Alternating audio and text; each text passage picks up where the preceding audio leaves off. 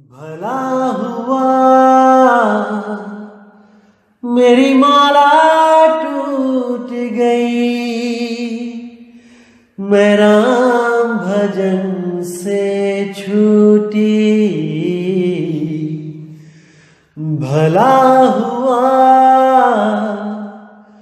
मेरी माला टूट गई, मैं राम भजन से छूटी। मेरे सिर से टली बला, भला हुआ मेरी माला टूट गई, मैं राम भजन से छूटी। मैं राम भजन से छूटी। नमस्कार मेरे प्यारे भाइयों, मेरे परमात्मा के प्यारे जीव हंसों। मैं हमेशा परमात्मा से यही अरदास करूंगा कि आप सब मेरे भाइयों का विवेक पहले से ज्यादा और ज्यादा और ज्यादा बढ़ता ही जाए, और ऐसा कोई काल का दूत ना हो जो आपको 1% भी भ्रमित कर पाए। एक भी काल का दूत नहीं बख्शना हमने, सबके अज्ञान को खोल के रख देना है, ताकि आने वाले समय में कोई भी काल का दूत अपना दांव ना खेल पाए, इन परमात्मा के जीव हंसों को उलझा ना पाए।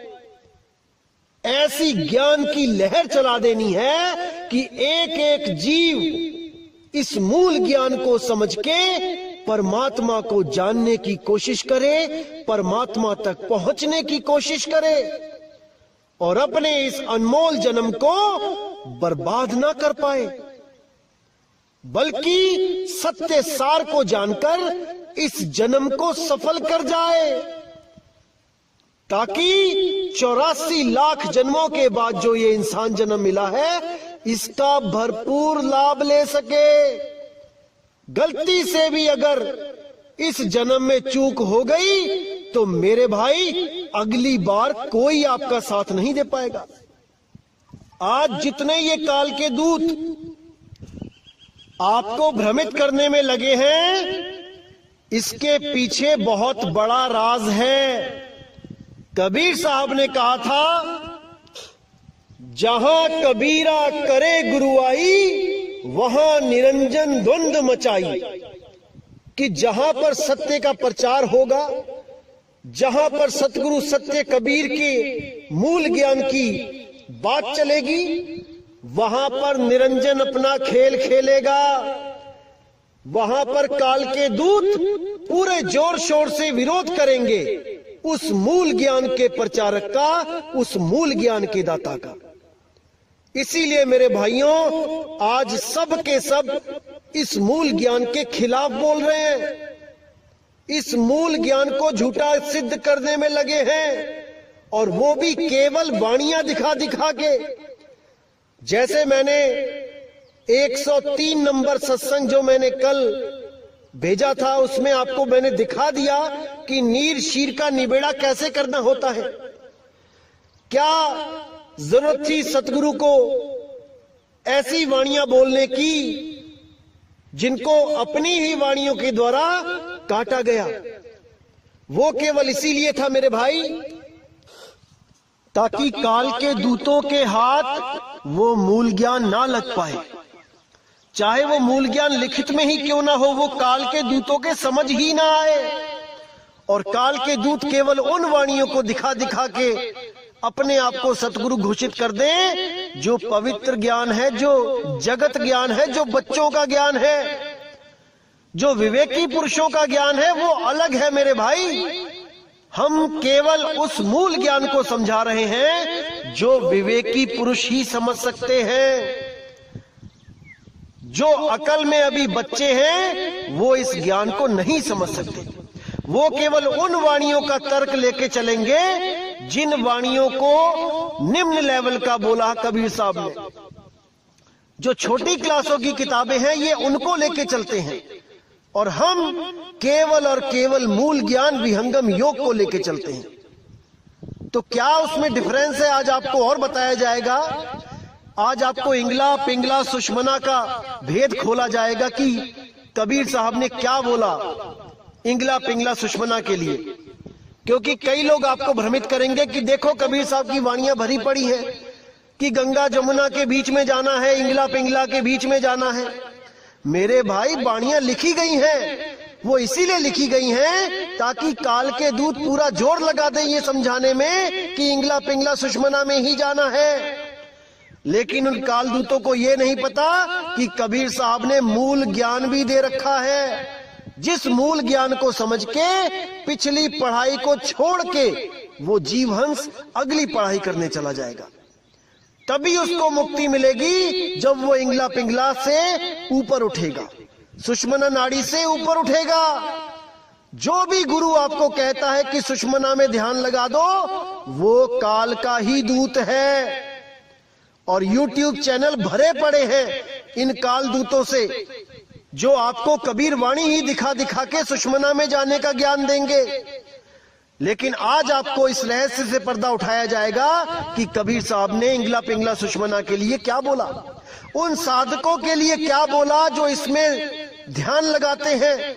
कोई इसमें प्राणों के द्वारा चढ़ाई करता है, कोई इसमें कल्पना के द्वारा चढ़ाई करता है, कोई आपको बोलता है कि सुषमना का अर्थ है सुस्त मन। अरे मूर्खानंद, किसको बेवकूफ बनाते हो तुम लोग। सुषमना का अर्थ ये नहीं है कि सुस्त मन, सुषमना का अर्थ है सूक्ष्म मन। और वो कहां बैठा है? सुषमना नाड़ी में। वही काल है जो सुषमना में अपना अड्डा जमा के बैठा है।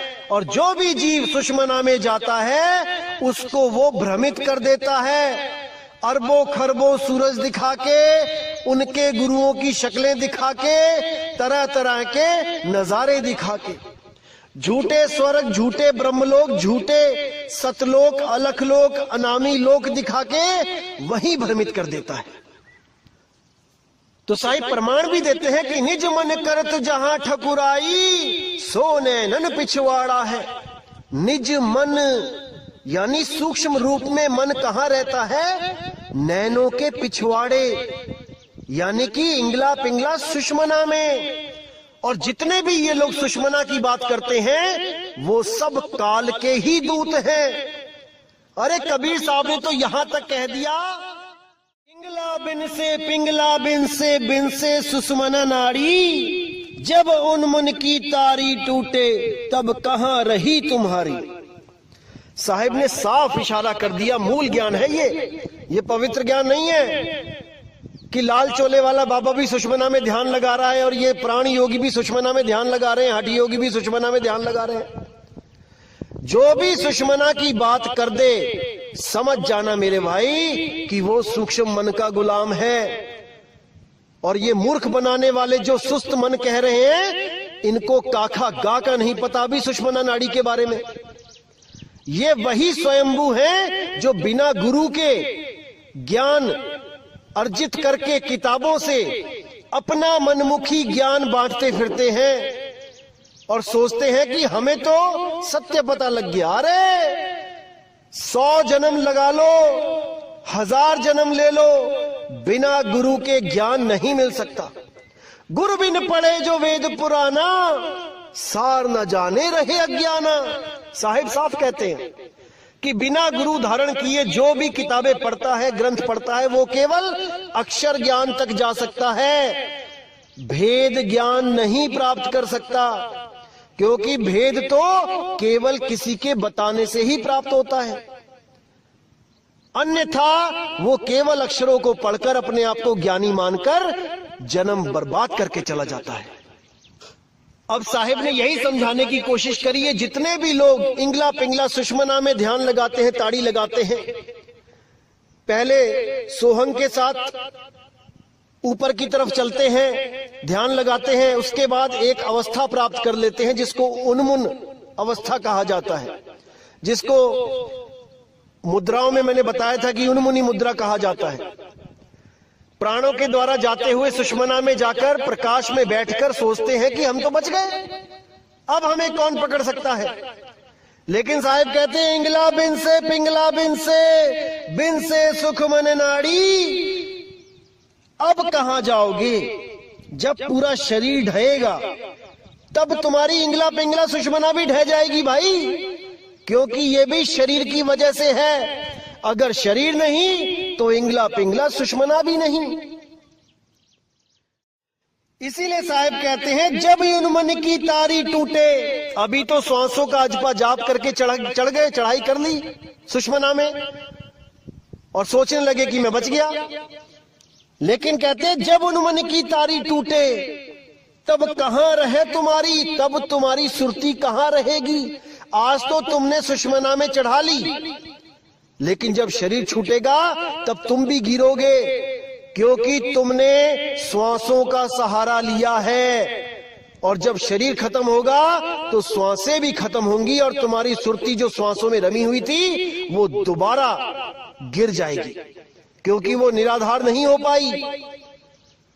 इसीलिए साहिब ने बोला इंगला पिंगला सुषमना त्रिकुटी सबको धाम, नी अक्षर श्वासा रहित ताकर भिन्न मुकाम। कि जितने भी ये अज्ञानी हैं इंगला पिंगला सुषमना और त्रिकुटी में जाने की बात करते हैं, जितने भी हैं, इनका धाम काल लोक है, ये काल के मुंह में जाएंगे। लेकिन नी अक्षर श्वासा रहित, उस नी अक्षर की जो साधना करेगा, जो श्वासा रहित, जिसमें श्वास की जरूरत नहीं पड़ती, वो केवल सुरती के द्वारा प्राप्त किया जाता है। नी अक्षर श्वासा रहित ताकर भिन्न मुकाम, उस मुकाम को, उस भिन्न मुकाम को बिरले जीव पहुंचेंगे, बहुत कम लोग पहुंचेंगे वहां तक। बाकी सब के सब इसी त्रिकुटी में इंगला पिंगला सुषमना में जाकर भ्रमित हो जाएंगे, उस काल के मुंह में चले जाएंगे। तो इन भेद की बातों को कोई भेदी सतगुरु ही बता सकता है, ये आम जीवों के बस की बात नहीं है मेरे भाई। और मुझे तो हैरानी होती है कि ये लोग कितने रंग बदलते हैं। पहले ये लोग कहते थे कि श्वासों के बिना बात नहीं बनेगी, श्वास ही सार है, सोहंग ही सार है। अब हमारे सत्संग सुन सुन के अब कहने लगे हैं कि वो सार शब्द एक रस है, वो बदलता नहीं है, वो एक धुन है। और कौन सी धुन बता देते हैं आपको? जो आप कान बंद करके या फिर 2 ग्लास अपने कानों पे रख लेना, दोनों ग्लास कानों के ऊपर जैसे ढक्कन लगाते वैसे रख लेना, एक आवाज आएगी आपको झिंगुर की तरह, जो टूटेगी नहीं, लगातार चलेगी। या फिर ये लोग कहते हैं कि किसी बंद कमरे में बैठ के, जहां बिल्कुल सुनसान हो, टीवी ना चल रहा हो, रेफ्रिजरेटर ना चल रहा हो, ये ना हो वो ना हो, वहां जाकर ध्यान लगाओ तो एक आवाज चलेगी जिसमें कोई आवाज नहीं है, कोई नाद नहीं, कोई बिंद नहीं है उसमें, कोई ये नहीं कोई वो नहीं। ऐसा भ्रमित करते हैं ये लोग। अरे भाई वो ईथर है, ईथर, जिसको 5वां तत्व आकाश तत्व बोला गया है। और इसी झिंगुर की आवाज को जो लगातार चल रही है, इसको ओंकार बोला है वेदों में। पूरे ब्रह्मांड में ये आवाज हो रही है जिसको उन्होंने ओंकार घोषित किया। इसी आवाज को सुनकर योगी जपी तपी सन्यासी भ्रमित होकर इसी 3 लोक में रह गए। ये सार शब्द नहीं है भाई, सार शब्द 3 लोक से न्यारा है, सार शब्द 3 लोक से न्यारा है।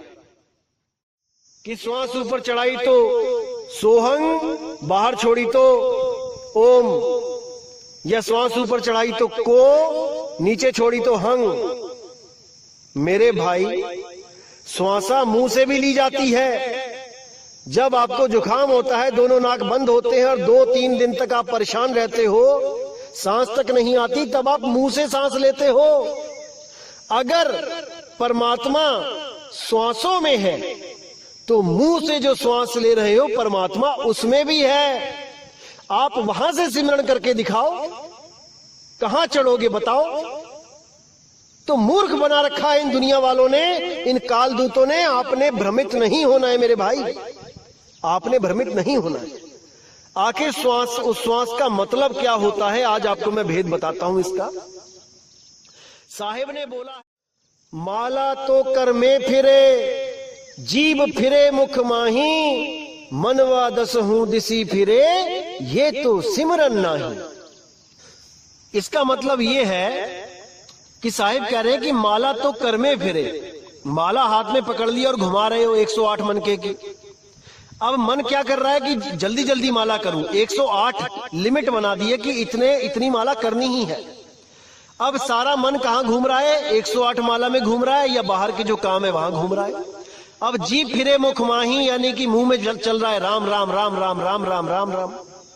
तो माला हाथ में है एज ए घड़ी, एज ए टाइमर कि 108 पूरी होगी और जाप खत्म। एज ए टाइमर यूज किया जा रहा है माला को, याद रखो, इस बात को ध्यान दो। माला से जाप का कोई मतलब नहीं है। अगर माला ना हो तब भी जाप हो सकते हैं, लेकिन आप फिर कोई और विधि अपनाओगे 108 गिनने के लिए, उंगलियों पे गिनने लग जाओगे। तो कहने का मतलब है कि माला अलग है, जाप अलग है। माला नहीं भी होगा, जाप तब भी होंगे, चाहे वो उंगलियों पे होए, चाहे वो और किसी विधि से होए। तो माला अलग है और जाप अलग है। बिना माला के भी जाप हो सकता है। आप बिना माला लिए जाप करो, राम राम राम राम राम राम राम जपते रहो शाम तक, माला की जरूरत ही नहीं पड़ेगी। माला केवल इसलिए ली जाती है कि आपको पता लग जाए कि 108 हो गए हैं कि 1008 हो गए हैं, और माला का कोई रोल नहीं है। इसी तरह जब श्वासों की बात आती है तो कबीर साहब ने बोला है कि माला श्वास उश्वास की, फेरेंगे निज दास, 84 भर में नहीं कटे काल की फांस। अब यहां पर साहिब ने बोला है कि तुम माला फेर के टाइमर लगा लिया तुमने, ये तो तुम ऐसे कर रहे हो जैसे एहसान कर रहे हो परमात्मा पे कि मैंने इतनी माला फेर ली तेरी, मुझे मुक्ति चाहिए। अरे मेरे भाई, जब तक आप लिमिट में उसको याद करते हो, जब तक आपकी सुरती कहीं और भी जाती है, आपकी सुरती भटकेगी। इसीलिए अभ्यास के लिए साहिब ने बोला कि 24 घंटे 8 पहर सुरती को वहां स्थिर करो, उसका सिमरन करो। इसलिए उन्होंने श्वास उश्वास बोल दिया माला की जगह। माला भी टाइमर है, श्वास उश्वास भी टाइमर है। माला खत्म हो जाती है लेकिन श्वास उश्वास सारी उम्र चलता है। ये केवल एक संकेत है कि 24 घंटे सिमरन करो, 8 पहर सिमरन करो, ना कि श्वासों पे सिमरन करने लग जाओ कि माला के अधीन ही हो जाओ कि माला है तो सिमरन है, माला नहीं तो सिमरन भी नहीं। मूर्ख बना रखा है इन लोगों ने। अब साहिब कहते हैं, श्वास श्वास में नाम ले, व्यर्थ सांस मत खोए, अब ना जाने इस श्वास का आवन होए ना होए। वो तो स्वयं कह रहे हैं, पता नहीं सांस आएगी ना आए। इन श्वासों में जब तक ये श्वास चल रही है नाम जप ले। आज तुमने नाम लिया, कल को तुम्हारी मौत हो गई तो एक दिन में तुम कितनी श्वासें कर लोगे? 21,600 सांसें हैं। 21,600 सांसों पे नाम जप के क्या तुम्हें मुक्ति मिल जाएगी? मिल जाएगी तो बता दो कि 21,600 सांसों में मैं नाम जप लिया तो मुक्ति मिल जाएगी। लेकिन अगर सुरती शब्द को पकड़ ले, वो एक पल में भी पकड़ सकती है भाई। अगर वो एक पल में भी उसको पकड़ ले तो वो मुक्त है, उसको बांध नहीं सकता कोई। अगर उसको एक बार भी अनुभव हो जाए तो वो अपने घर का रास्ता जान जाती है और वो इन तत्वों को छोड़कर हमेशा के लिए चली जाती है। इन श्वासों की गुलाम नहीं है वो कि श्वासों पे माला जपे 21,600 पर डे के हिसाब से। साहिब क्या बोलते हैं, इसको अच्छी तरह समझ लो मेरे भाई। बार बार नहीं समझाने वाला मिलेगा कोई, इस चीज को अच्छी तरह समझ लो। साहिब ने इशारा भी किया है कि श्वासा की कर सिमरनी, श्वासा को तो सिमरनी का रूप बताया है कि जो सिमरनी है वही तेरी सांस है। सिमरनी यानी कि जो हाथ में माला घूम रही है वो सिमरनी कहते हैं उसको। तो श्वासों को सिमरणी का रूप बताया है कि सिमरणी और श्वास को एक समझो। श्वासा कीकर सिमरणी, कर अजपा का जाप, यानी उसका जाप कर जो अजपा है, जिसको जपा नहीं जा सकता। उस नाम का सिमरण कर जो जाप नहीं है, जो सोहम ओहम नहीं है, वो अजाप है। परम तत्व का ध्यान धर, सोहम आपे आप। सोहम सोहम करने की जरूरत नहीं पड़ेगी, ना ही श्वास की जो धुन है सोहम, उसको सुनने की जरूरत पड़ेगी। वो भी नकली है, वो भी खत्म हो जाती है, उस पे भी ध्यान नहीं लगाना है। जो श्वास अपने आप चल रही है, सोहंग की आवाज आ रही है जो ऑटोमेटिकली, वो भी नाशवान है। लेकिन साहिब कहते हैं परम तत्व का ध्यान धर, उस परम तत्व का ध्यान धर जिसका कभी नाश नहीं होता, जो इस देह में नहीं है, जो इस देह से न्यारा है। इस देह में जो कुछ भी है वो नाशवान है। परम तत्व का ध्यान धर, सोहम आपे आप। तुम स्वयं ही सोहम हो जाओगे, उस अवस्था को प्राप्त कर लोगे जिस अवस्था में मैं रहता हूं। अरे नीर छीर का करे निबेड़ा, कहे कबीर सो हंस है मेरा। जो सोहम को समझ जाए, नीर और शीर, नीर सोहम क्या है और शीर सोहम क्या है। नीर में क्या आता है, जाप अजपा अनहद, ये नीर यानी पानी है। और वो सार नाम क्या है, वो सोहम अवस्था है। सोहम यानी जो तू सोहम, जैसा तू वैसा मैं। जब आप इस अवस्था को प्राप्त करते हो तब आप सोहम सत्य कबीर अवस्था को प्राप्त कर लेते हो, जिसके लिए बोला सोहम ही ऊपर और है, सत सुकृतिक नाम। जो लोग सोहंग सोहंग जपते हैं उनके लिए बोला कि सोहंग से भी ऊपर सत सुकृतिक नाम। वो सत सुकृत का क्या नाम है उसको जानो, वही सत्य नाम है, वही सत्कर्तार है, वही सतपुरुष है, वही सत्य शब्द है, वही सतनाम है। लेकिन इन बातों को ये काल के दूत नहीं समझ सकते, बिल्कुल नहीं समझ सकते। ऐसे ऐसे YouTube चैनल पे आ गए हैं लोग, जिनको आप सुनोगे शुरू से लेके आखिर तक तो 10 बार रंग बदलते हैं। कभी कुछ कहते हैं, कभी कुछ कहते हैं। हमारे सत्संग सुन के हमारी जैसी बातें करने लग गए आजकल। ऐसा चतुर काल का दूत बैठा है जो इन सबको कंट्रोल कर रहा है आज के टाइम में। इन सबके अंदर बैठा हुआ है, सबके दिमाग घुमा रखे हैं उसने। ऐसे ऐसे चालाक काल के दूत बैठे हैं जो भ्रमित करने में बिल्कुल पीछे नहीं है। उनको इतनी शर्म भी नहीं आती कि जो हमने शुरू में बोला है हम उसी के विपरीत बोल रहे हैं। इतना भ्रमित कर देते हैं ये लोग केवल हमारे सत्संग सुन के। जो भी मैं कोई चीज बताता हूं उसी को कॉपी करके समझा रहे हैं। अरे तुम अपने सत्संग खुद सुनो, पहले तुमने क्या क्या बोल रखा है। आज तुम एक रस की बात करते हो। शर्म आनी चाहिए आप लोगों को, जो जीवों को भरमाने का ठेका लेके बैठ गए हो। पहले ये लोग बोलते हैं कि 10वां दरवाजा बंद करके काल बाहर बैठा है। अब ये लोग कह रहे हैं कि सुषमना में काल बैठा है। बिल्कुल बेशर्मी की हद कर दी है। इनको खुद ही नहीं पता कि कहना क्या चाहते हैं, केवल भ्रमित करना है लोगों को और कुछ नहीं। ऐसे ऐसे लोग बैठे हैं।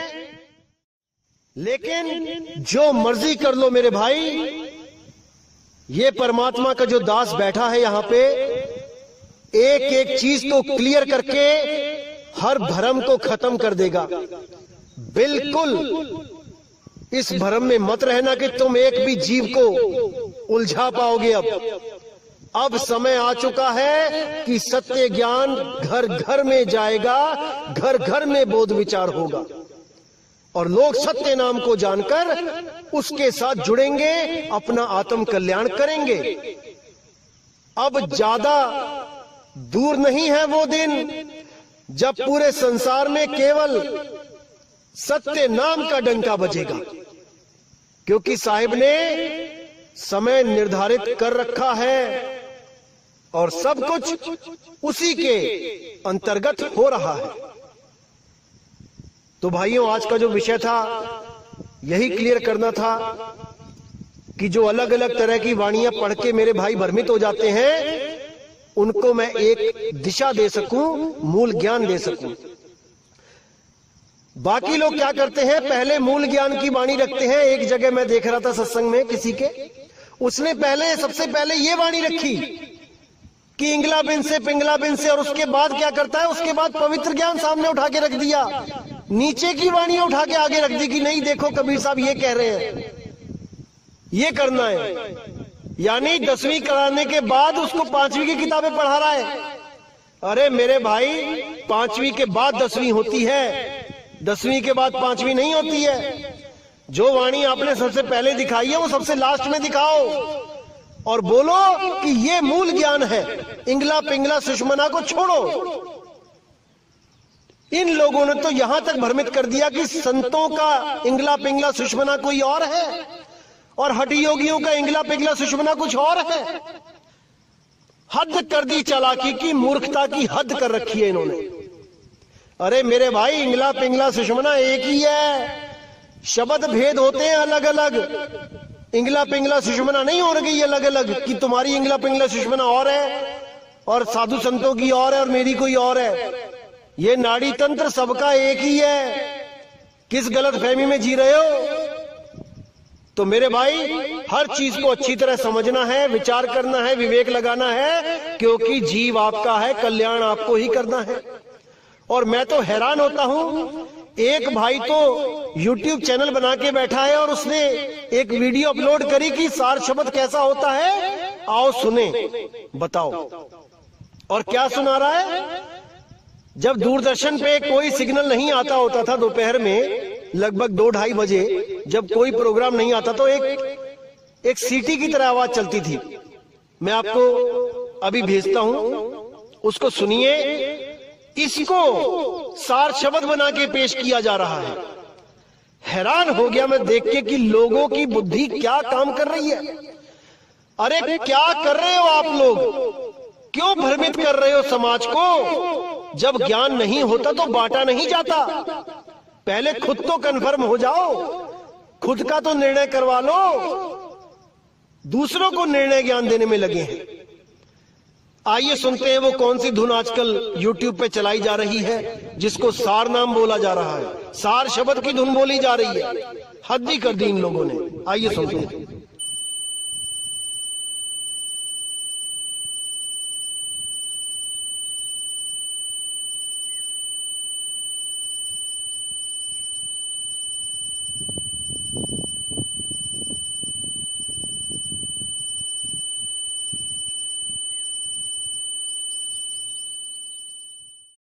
अब बताओ इन लोगों का क्या होगा? क्या दिशा दे रहे हैं ये लोग समाज को?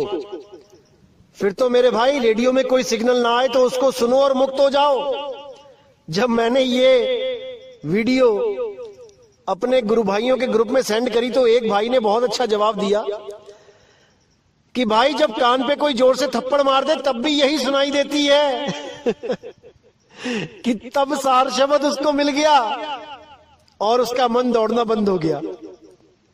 ऐसा कान पे सार शब्द दिया कि मन भटकना बंद हो गया, स्थिर हो गया। तो ऐसे ऐसे लोग पड़े हैं समाज में जो भ्रमित करने में बिल्कुल भी शर्म नहीं करते। और सार शब्द कबीर साहब का मूल मंत्र क्या बता रहे हैं ये भी सुना देता हूं आपको मैं, ताकि कल को आप भ्रमित ना हो जाएं इन काल दूतों के चक्कर में। आइए सुनते हैं क्या मंत्र है इनके पास जो कबीर साहब कहते हैं कि हमेशा जपो। आइए सुनते हैं।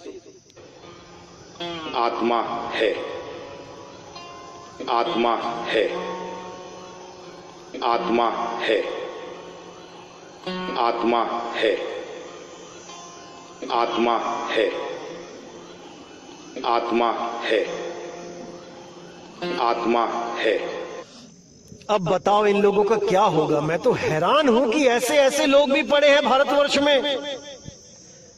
ऐसे ऐसे लोग पड़े हैं, हद हो गई, हद।